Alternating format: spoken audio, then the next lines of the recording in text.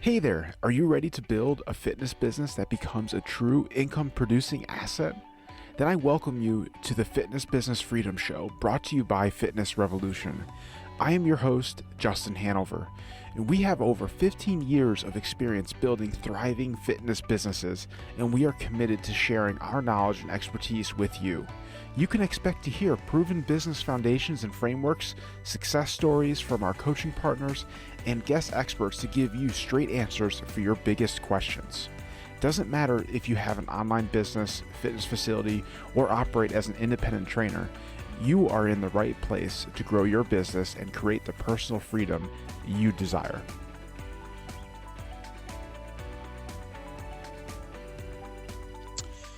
Welcome to today's episode. I'm your host, Justin Hanover, success coach with Fitness Revolution. Before we dive in and bring you today's guest, I wanted to share a little bit about what you can expect to hear and who we have joining us. Today, I have the pleasure of speaking with Anna Woods. Anna is truly dedicated to her clients and pushing this industry forward. She started this journey back in 2007 with SheStrength. Through her time, it has taken her from being recognized as the 2017 Personal Fitness Professional Trainer of the Month to speaking at the Chicago Down Syndrome Society event. When she is not working in her barn gym with her clients or coaching softball, she will be taking in life and creating memories with her beautiful family. In this episode, Anna talks about how she created her business to fit what she needed from a business. She built a business that best supported her lifestyle. She wasn't interested in following trends or what worked for someone else. A huge lesson, a lot more need to hear and learn. And on that note, let's get Anna on and dive into this conversation. So today's episode is brought to you by Fitness Revolution. So you started your fitness business and you've been in the game now for a few years. You might have even seen some good growth over those years, but now you feel stuck. You feel like the momentum you once had just isn't there and you don't know how to get it back. Should you be focusing on your marketing, your sales, your team? What is the next bottleneck to focus on that will allow you to break the chains holding you back? That is a great question. And one of the biggest skills as an owner is to be able to understand how to identify the next biggest issue to keep the business moving forward. And that is exactly why Fitness Revolution has created our proprietary needs assessment to allow you to quickly see where your business stacks up and receive immediate feedback on what to focus on next. It's a quick 10 question assessment that will be able to provide you with valuable feedback to get past sticking points and hit your next goal.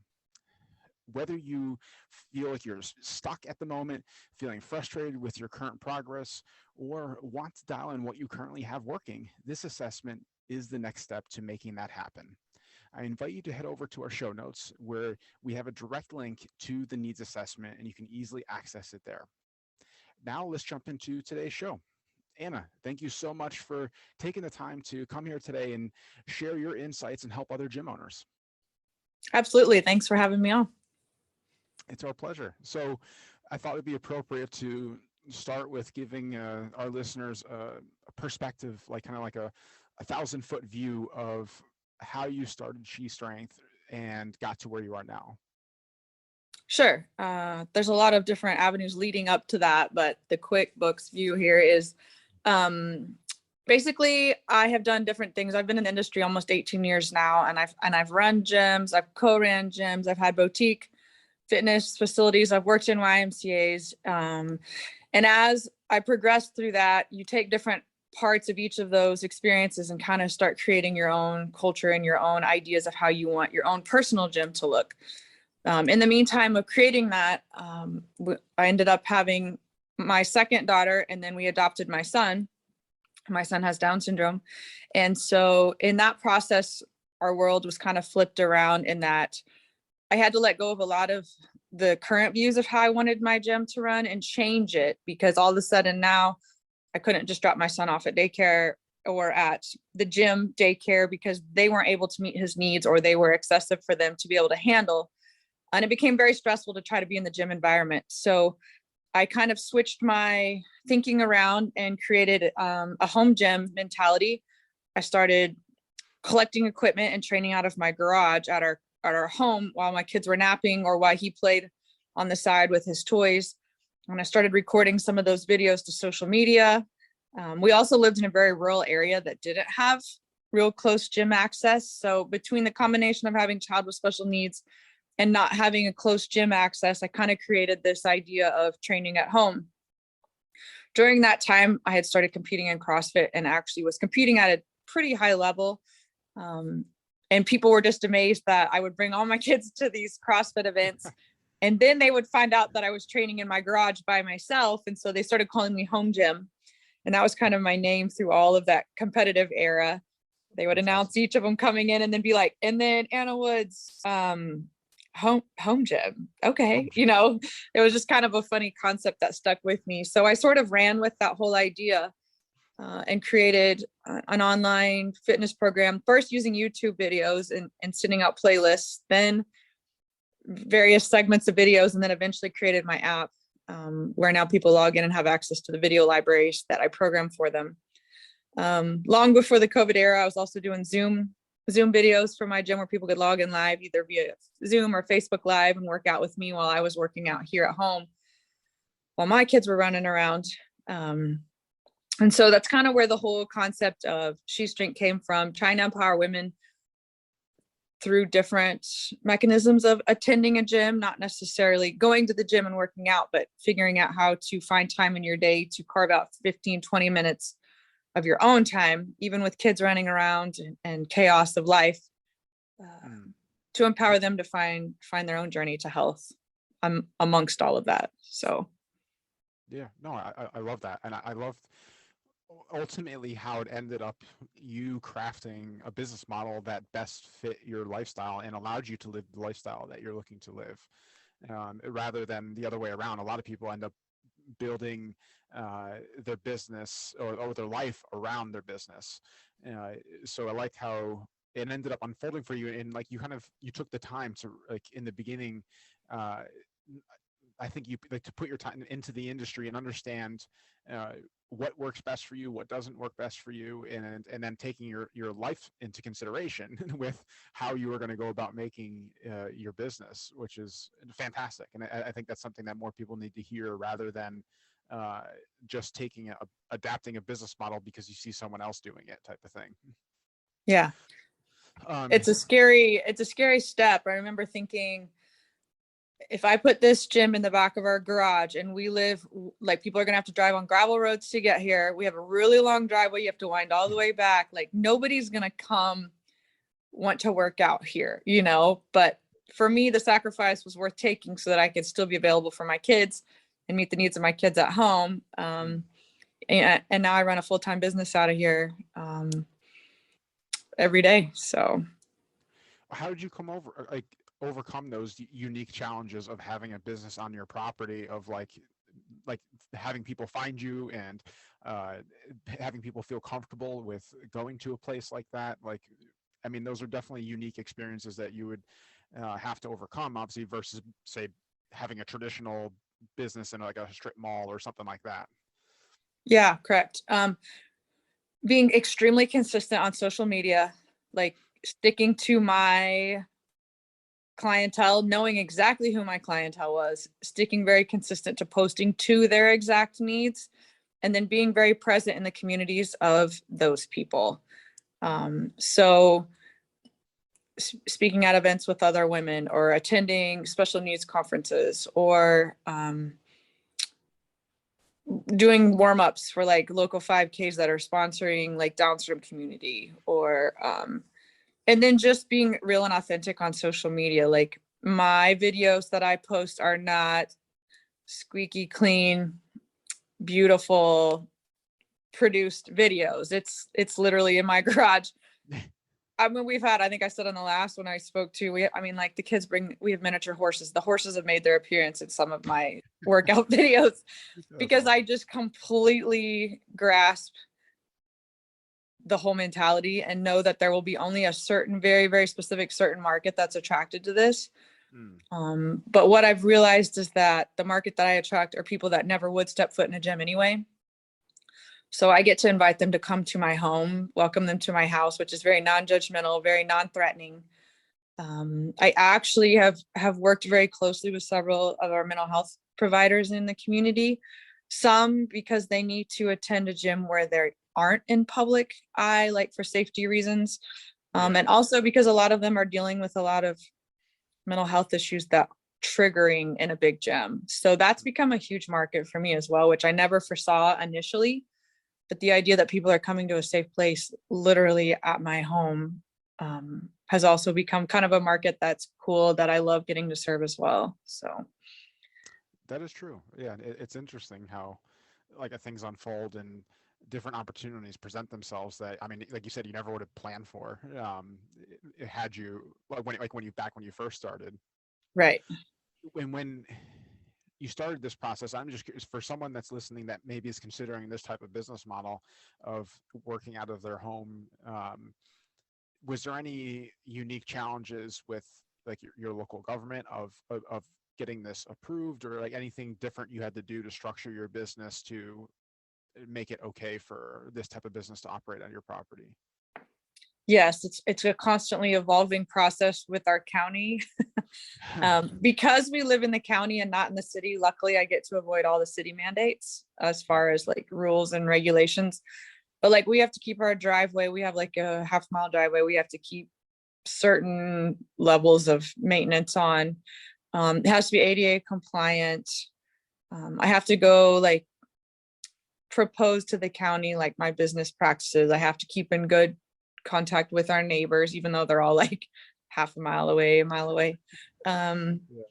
So like as far as that goes, yeah, there's certain credentials and things that I have to follow and stay up on every year, and they're always changing, which is slightly annoying, but Mm, it's worth it yeah. to keep running my business out here. So yeah.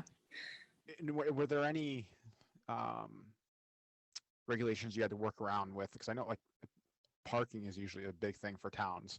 So like, was there anything that you had to work around with that? I had to show that we had so much parking spaces, I guess.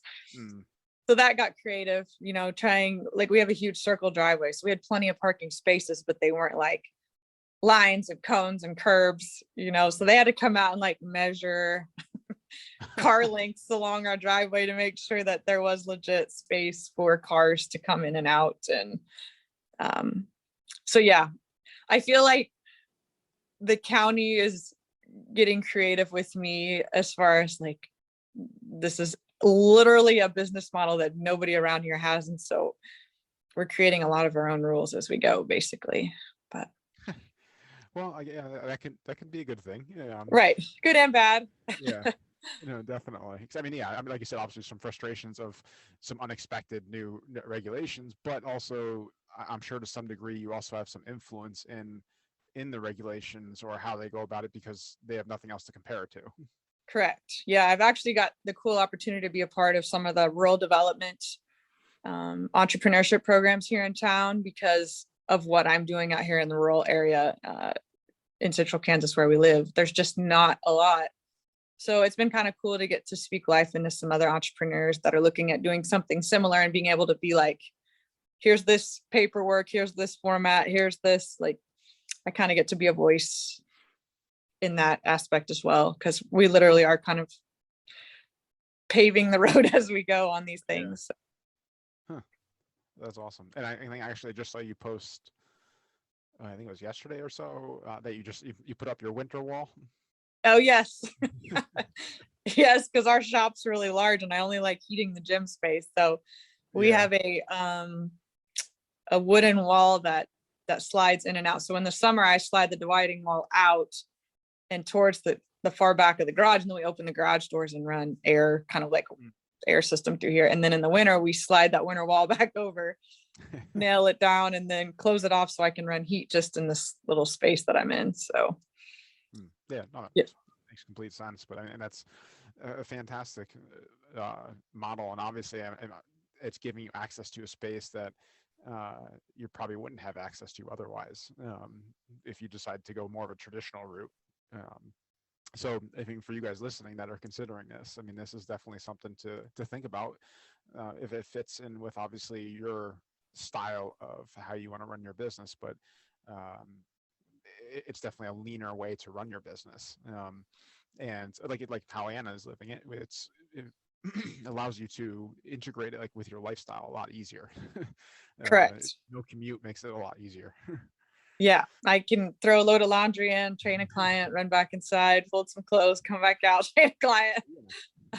No, and that's huge. That's something that I think people take for granted, especially in this type of business where, like, obviously you have like typically split schedules and it can be longer days.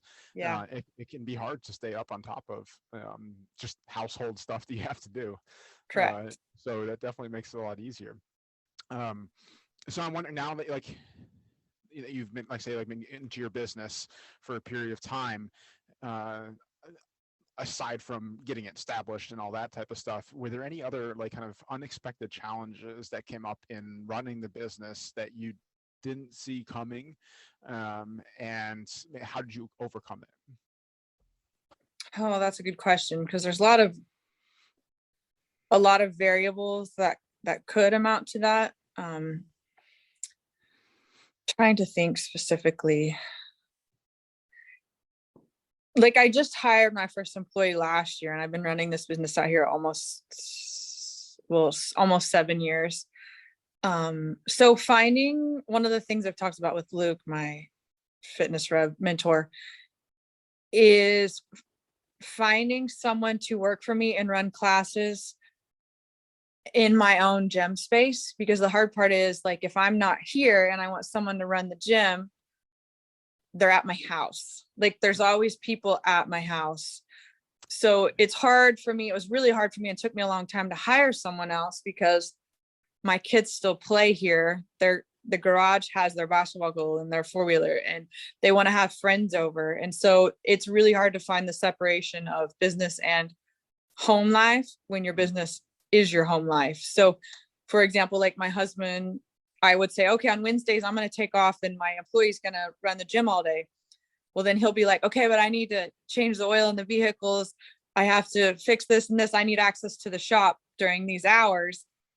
And it's hard to find that divide between, like, you reach a glass ceiling of the number of hours you can work because you need to have space for home life here too. Does that kind of make sense? Hard to explain. Yeah, That was no, something that took me a long time to try to figure out how to coordinate into my business and home life, because I want to give my kids and family space of just having a home and just living as a family here and not always business. yeah, But I also wanted to step away from the business a little bit myself and let someone else take the reins on some things out here too. yeah. So that was an unforeseeable struggle, at least initially. I think we've kind of got it figured out now, but That makes sense. I mean, that's something you don't really necessarily think about right away, but it is true. I mean, like you said, even if you take a day off, I mean, unless you're leaving your house to go someplace, like as soon as you step out, like if clients see you or things like that. I mean, it's like you can't just be like, nope, sorry, I'm off. Like I'm not paying attention to you. right. So that definitely does pose a unique challenge. How did you go about overcoming that? So we split hours, like, so we try to find the weeknights where I will be working at a different location or helping coach one of my kids' practices or something. Our schedule's again very based off of mine. I have employees working when I am not here, quote, present, visually, I guess you could say. So that's kind of what we've been doing is my employee will work 1 or 2 nights that I am not available to work. So we actually added on to the schedule instead of taking away from it. And she coaches 2 nights that I wouldn't be able to be here anyway. Right now anyway. And it was the same in the summer too. She would coach 1 or 2 afternoons while the kids and I would go to the swimming pool or go do other things. Doing our families, she would run programs here. So And are you open every day? Monday through Thursday. Okay, that's Yeah. awesome. Yeah. Yeah. So I actually coach out of a different gym on Wednesdays and Fridays. So the gym, home gym here is closed Fridays, and then Kennedy coaches on Wednesdays here when I'm at the other gym location. So Okay. Yeah, no, that definitely works out well. And maybe you could speak to people about that, because I think too many people are afraid to actually make a schedule that works for them, in the fear of thinking that they're going to miss out on business, or be ridiculed by people because they're not open whenever they want to be open. Um, and I know a lot of people are just working crazy hours just Yeah. to accommodate everyone but Yeah. themselves. So Yeah. maybe you can kind of speak on that a minute. Yeah, that's a tough one. And I get a ton of pushback on that one. Because my gym does not open till 7 a.m.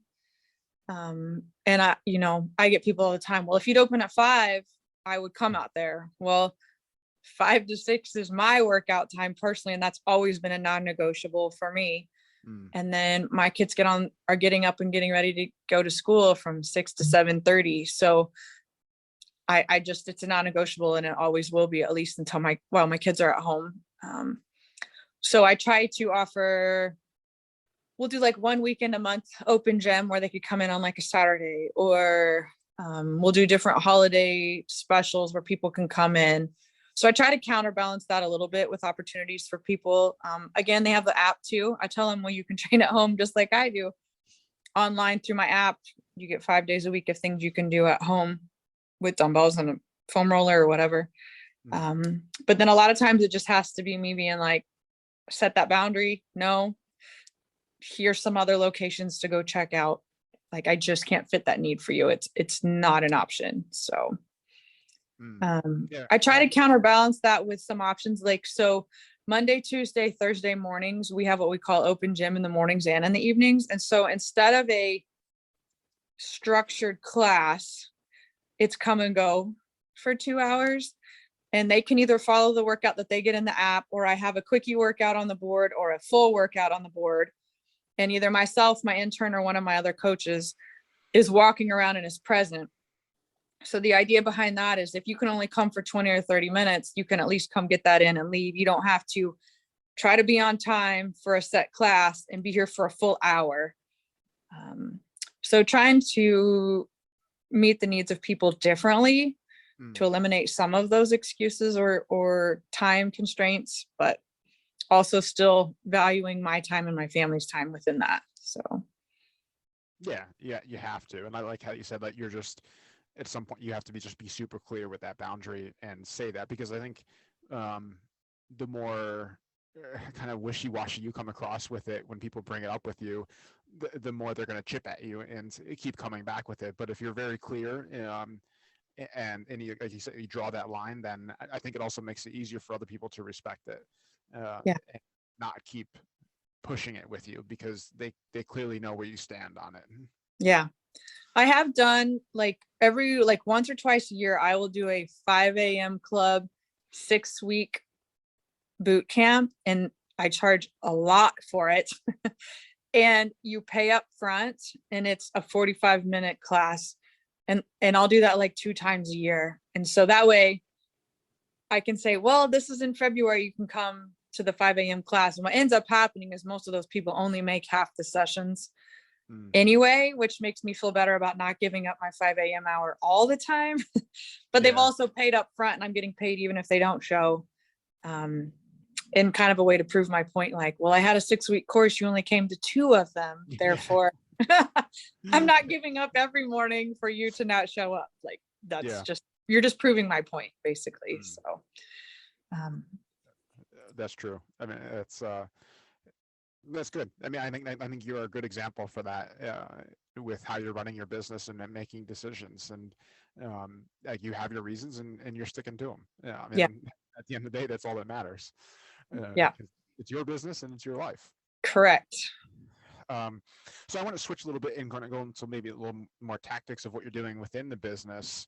And first, I wanted to really touch on like the different. I know you mentioned social media already, but like the different marketing channels that you're using and that you're finding are working best for you, and how you're going about utilizing them. Yeah. That's ever changing, because I'm constantly experimenting with different avenues. I was just telling Luke the other day, so I'm a strength and conditioning coach for our college softball team here in our community. And so I actually work with a lot of softball players now because of that. So most of my kids' classes are focused on softball athletes. And so Twitter has become a huge avenue for me with strength and conditioning and sports. So I told him the other day, I'm like, my sports channel is Twitter. I hated Twitter before.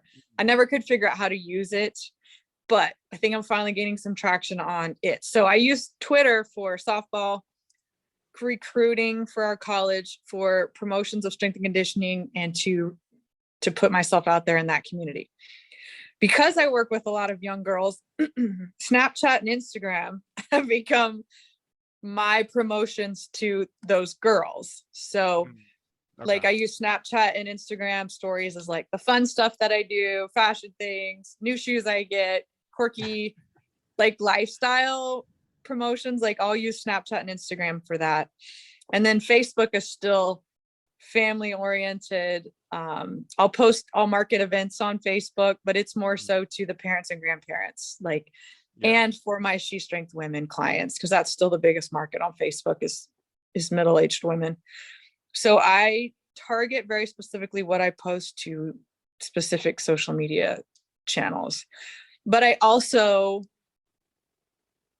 don't spend a lot of time trying to come up with these amazing posts. I think Gary Vaynerchuk was the first one that like clued me into this. Like you should document your day, not create your day. And so I just try to, because I run an app and because I run a business, I always have my phone on me anyway. And I have kids, so you always want to take fun pictures. So I'll be like, oh my God, that's hilarious.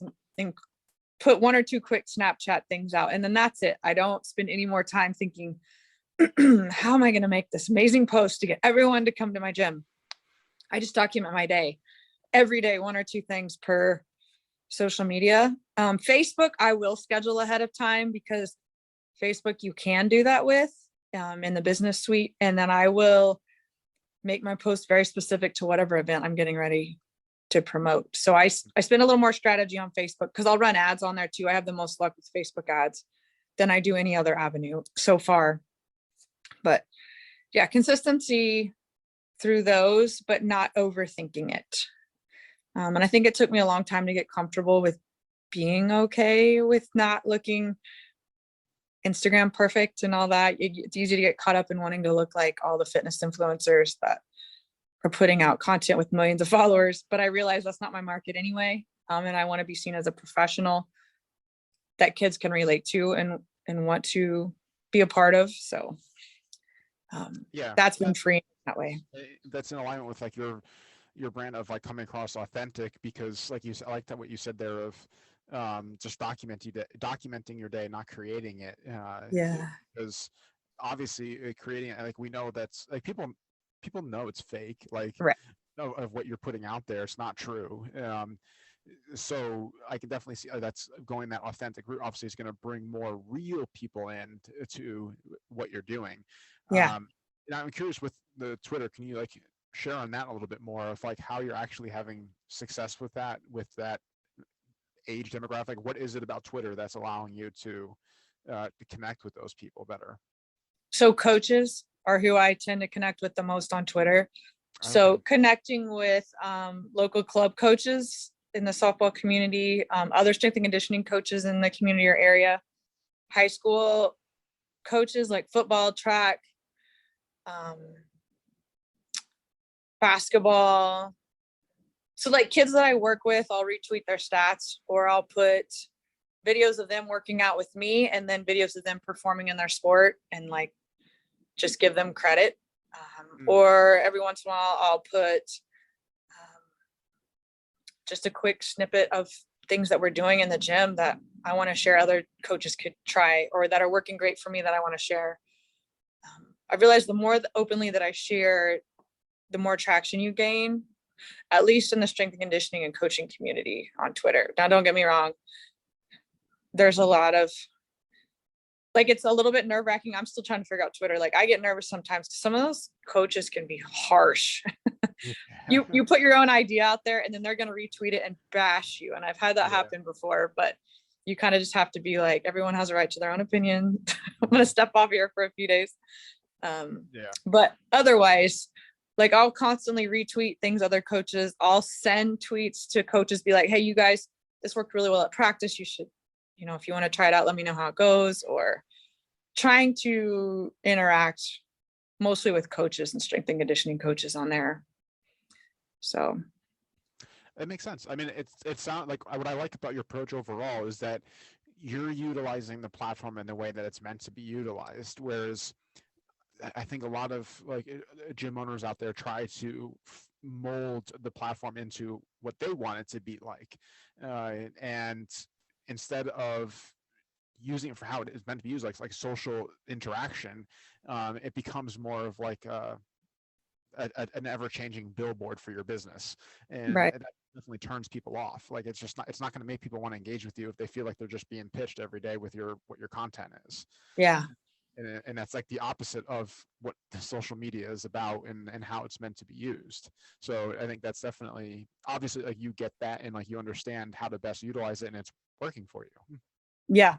Well, and you let the kids do the talking. Like if my athletes have a good day in the weight room, I'm going to put them up on that Twitter board and be like, showing up today, blah, blah, blah, and tag them. Like kids love retweeting that kind of stuff. And if they're looking to play at a higher level, whether they're in high school, want to play in college, or at a JUCO wanting to go Division I, like that's all publicity that those kids are coached to put out there to be seen. So kind of encouraging that with them and giving them opportunities to show themselves off without them having to do it I love doing that part of it. That part's fun.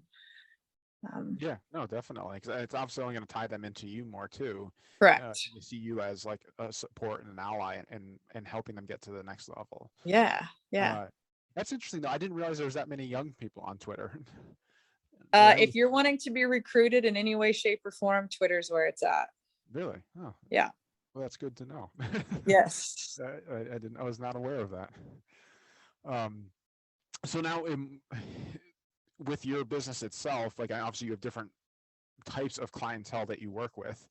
What exactly is it your methods that go into like keeping your members engaged, into like committing to like the process of what they're doing, what they're working towards? Like obviously, as we all know, like if we don't keep people engaged, then they're not going to keep coming and then they cancel. So how do you go about handling that big issue that's obviously over everyone's heads? I wish I had a good solid answer for that, because there's some days where I feel like I'm not doing a very good job at that and I wish I had a better answer. But I always come back to the same conclusion. Like I just have to be me and care for my clients in the most authentic way. So I mean, like everyone says, they become like family. And then being at my home, they literally become part of my family because my kids are out here doing homework, and a client will step out and be like, here, hold on, that problem's not correct. Like they literally become a part of my family. So part of that is just even more encouraging the family aspect of the gym, and letting them be a part of my, checking in on them on the weekends. If they had a date, asking how the date went, other things that I do more specifically is we have incentive programs. Like if you get 100 workouts in the app, you get a SheStrength swag. You get to pick out a shirt or a hoodie. If you get 400 workouts in the app, then you get I've bought barbells for most of my new clients, like a Rogue barbell for them to have at home, because a lot of people that start out in the app only have dumbbells. So if they reach 400 workouts, then I'll usually get them some sort of barbell that they can finally lift with at their own.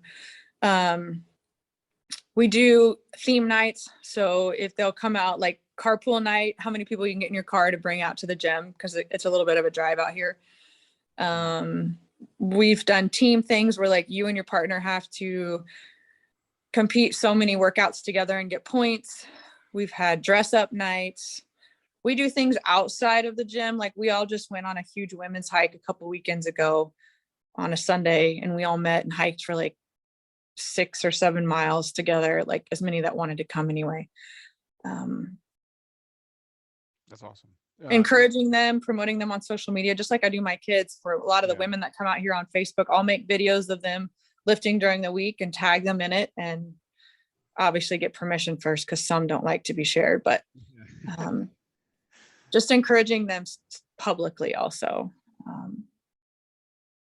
So yeah, variants of ways. I can't really tell you which one's working better. Maybe it's a combination of all. Some days I don't feel like it's working at all either. So that's a hard question Yeah. to give a No, straight it is. answer. Yeah, because I mean, at the end of the day, obviously, I mean, we can only be responsible for so much. Right. And I mean, we're dealing with people is our service. So I mean, like people can be irrational with Yeah. how we think about things sometimes. So it's like you never obviously can have 100%, but obviously the idea is to have a pretty high percent of retention rate uh, to be able to sustain obviously a business like this. But and with your approaches, do you plan these out in advance? The trips and stuff, or Trips up like this, like you mentioned that you do different special nights that you do. yes. So I'll So plan 2 or 3 months ahead of time of what our themes are going to be. And okay. then I always do a promo video like halfway through the month before to give them a heads up of what to prepare for and to get their teams ready or outfits ready or whatever, kind of like sneak peeks that they always look forward to every month. Like they always joke it's like Christmas. They're going to find out what the next theme is for the next month. Kind of fun. Yeah. Yeah. But obviously you built that into your culture. Correct. And that's Yeah. and you're showing up and doing it consistently. And I think that's a lot of people miss that. Yeah. It's not necessarily like an amazing idea that you come up with. It's just come up with a idea and doing it consistently so people know what to expect. Yeah. And not just like haphazardly be like, oh, okay, well this month we'll do this, and then you won't do it for the next month, and then okay, well we'll do this month. And yeah. Well, and there's also a piece, 2 other things is not being glued to your agenda. There's been many times that 2 weeks before the month, I will totally scrap the idea I had and change it just because the energy of the gym is a different way right now. There could be something going on in the community. Like there's been many times where I've completely deleted the whole original plan and started all over. Because I just needed to change it. So being willing to work on the fly. And then I think a second piece I wanted to add on to that was also I've become really good at filtering potential clients. Like I think I used to at the beginning be like, I want everyone to come here. But now when I talk to people on the phone or we do an original assessment, if I don't feel like this is a good fit for them, I'll be completely honest up front and say, I think what you're looking for is not something I can provide. And I'll refer them on. Like I have other gym owners and friends in the area that I'm more than happy to refer people to.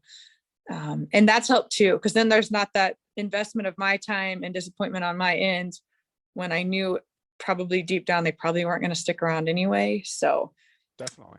What do they say? Hire slow, fire fast, kind of the same mentality for adding on clients to my schedule. And for those, I mean, like you're like yourself, how you're in it for the long game. That only Correct. helps you in the long game because that only builds up your reputation even more. It builds up more trust with people, even if they don't. They have established a level of trust with you because they see you as someone that actually cares for them, and they actually may even send people to you. Just because of that, because like they respect the fact that you're not just after to grab their money. Yeah. I've even had people come back literally like 2 weeks later and be like, look, I was going to go somewhere else, but because you were so honest and like encouraging me to go see someone else, like I want to stay here and train with you. I've had that happen a few times. So it's kind of a cool full circle moment. Like, you're nervous and you hate sending people away, but sometimes it ends up coming back to you in a good way anyway. So definitely, I can completely believe that. And like I said, that's just having a longer focus in how you're handling and conducting yourself within your business and not just focusing on the short-term gain. Yeah.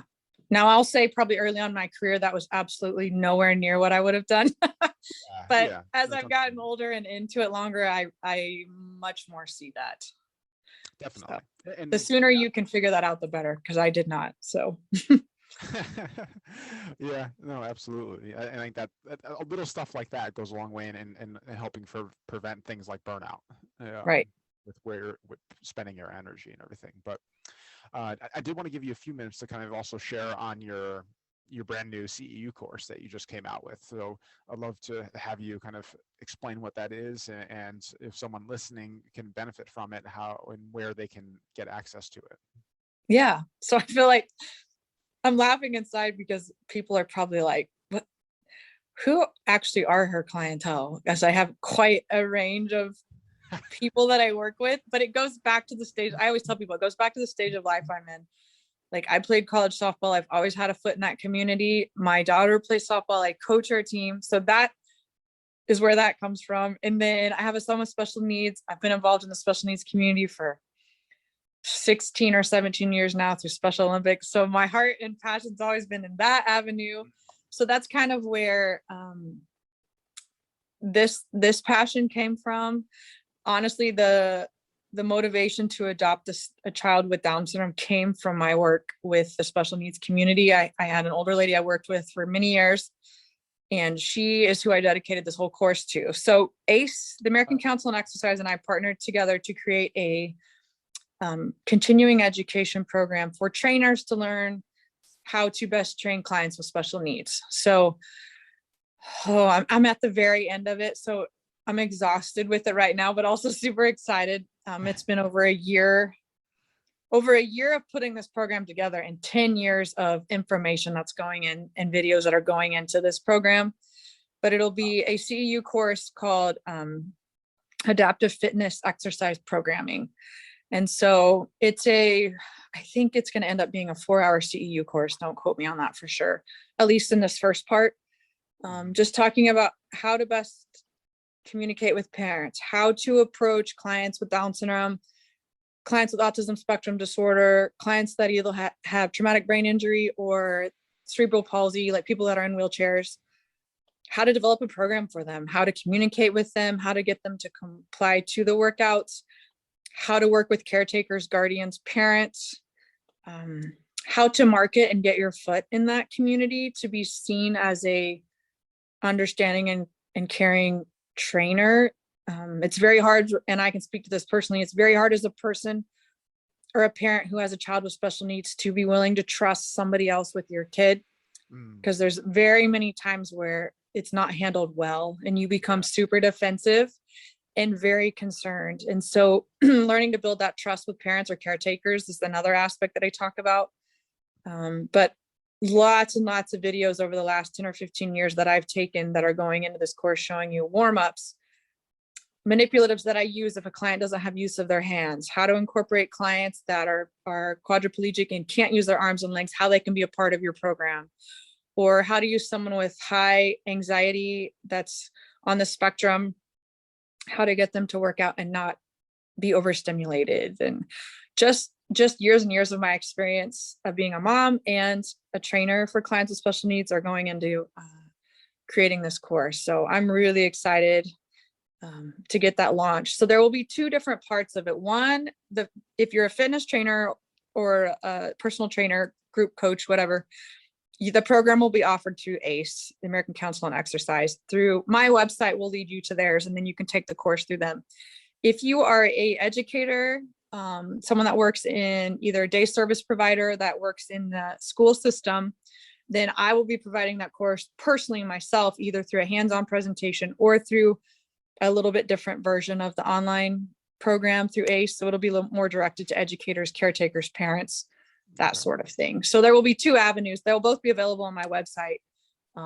But there will be 2 levels of this course, at least this first phase, that hopefully will be launching here in the next month or so. So that's fantastic, and definitely something to be proud of, because I can't imagine the work that goes into creating a course, like obviously that this elaborate as well. So I mean, I'm sure it's something you're going to be able to breathe a little bit deeper once it all goes through and everything is finalized.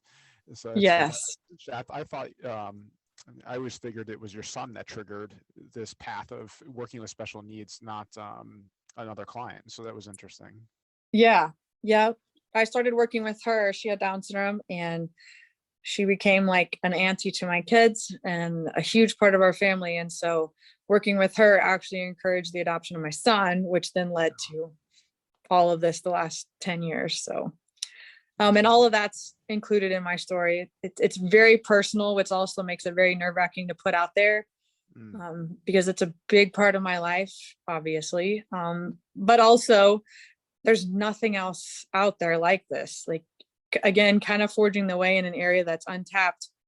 So when you're creating something that no one else really has done, or that there's not a lot of resources for, it's also scary, because you hope you're hitting all the points that are important for people to know. So Yeah, no, that is true. But I think also keep in mind, I mean, I'm sure you're going to keep revising it, and yeah, it's nothing that's ever going to be kind of like dead. Like you're always, yeah, it's going to keep evolving and growing. But I think it's amazing what you're doing with that and the work that you're doing in that area, because it definitely is an area that really isn't known or like understood in most places and stuff. And I think those, I know, like when I had my facility, I was approached by different parents that had special needs kids and stuff like that. And I mean, we always did what we could, but we never were necessarily equipped in the best way to be able to handle them in a way that's going to be like really positive for them. And there really was no place for me, like how you refer to people. There like was no place for me to refer anybody to. yeah, So yeah, it's got to be frustrating for parents of special needs kids to not have more outlets for them. exactly. So that's amazing. I love what you're doing with that, and it's been really cool to see your journey with that and how that's unfolding. Thank you. And as we work towards wrapping up the conversation, I always like to have you share like a message that you feel other gym owners need to hear, and like kind of like what's some advice that you would share with a gym owner that came to you for support.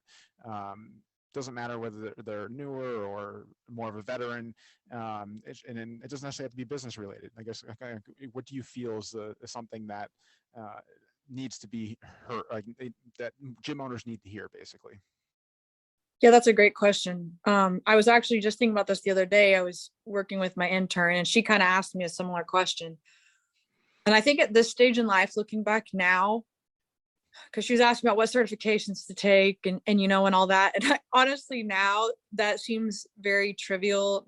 Not saying that you obviously need it, but I think what separates great trainers and coaches from good trainers and coaches is intuitiveness.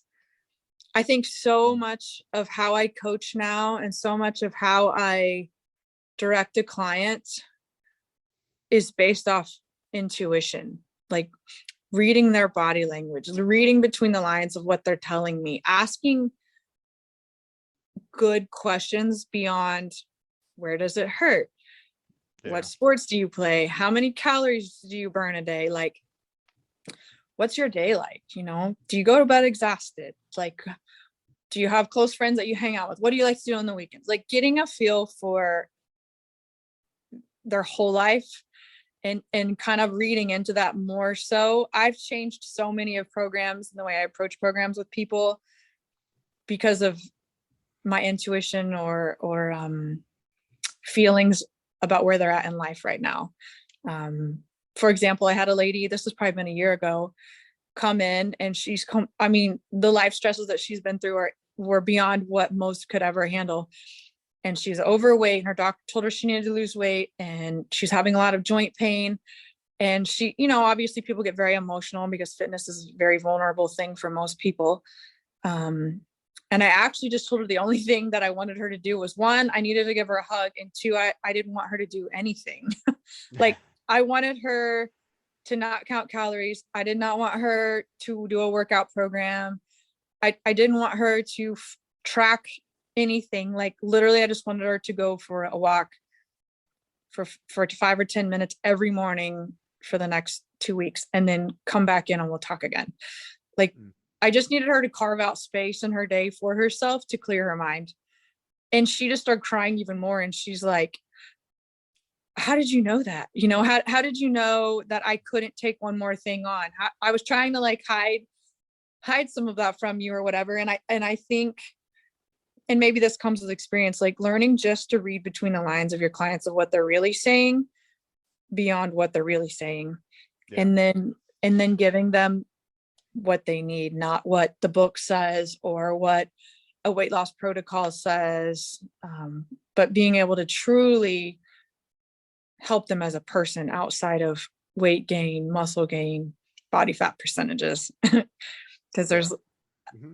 most people need that first, then the weight loss and all that will come second.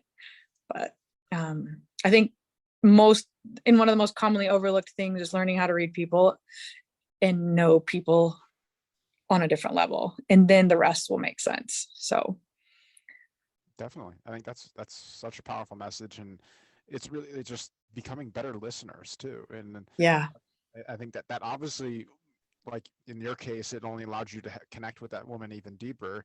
And then too, it's going to allow you to connect with people that you haven't even been able to talk to yet, like through your marketing, obviously, because you're going right. to understand that person on a deeper level. And like for any of you guys listening that are still trying to do copy and paste marketing methods, that's only going to take you so far. Like what Anna just shared is like, that's what's really going to drive your business to higher levels and also make you a better business owner and marketer.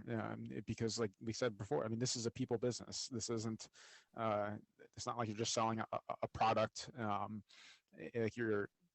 Like you're selling thin air in a sense, and you have to build connections with people. So that is such a powerful thing, and I think it's obviously a great point to wrap up this amazing conversation on. And I just want to thank you so much for taking the time, and your dedication to like your clients, and then also this industry as a whole is truly amazing. Well, thank you. I always enjoy chatting with you. Likewise, and I'm sure we'll maybe do this again. Sounds great. And for those that would like to continue the conversation with you, whether it's through talking to you about your business model or interest in your special needs program, where's the best place for them to connect with you? Well, my website is SheStrength.com. I think you can email or message me from there, but either Instagram at SheStrength or Facebook SheStrength by Anna Woods Fitness. So any of those routes I check pretty regularly. So, and if you message Anna, be sure to mention you heard her on the Fitness Business Freedom podcast as well. Yes, absolutely. And we'll also be sure to have your links in the show notes as well. So if you forget what you just said, you can head over to the show notes and you'll be able to grab her contact links there as well. And of course, I want to just take a moment to thank you, the listener. Obviously, without you, the show wouldn't be a show. And I'm happy that you're looking for ways and resources to grow your business, which is fantastic and what we should always be doing. Now, the big thing is taking what you learned from this conversation and applying it to your business. That's where the true value comes in. And with that being said, I look forward to having you join us on the next Fitness Business Freedom show. Take care. Thank you so much for listening to today's episode on the Fitness Business Freedom Show. On behalf of Fitness Revolution and myself, we are thrilled you are looking for ways and resources to move your business forward, and we are honored to be that source for you. If you would like to receive more business building support from us, be sure to head over to the show notes and join our subscriber list and stay on top of all the industry insights that matter most to you.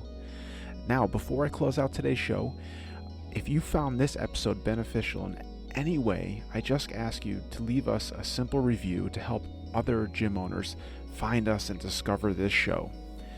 Thank you so much, and I will see you on the next episode of the Fitness Business Freedom Show.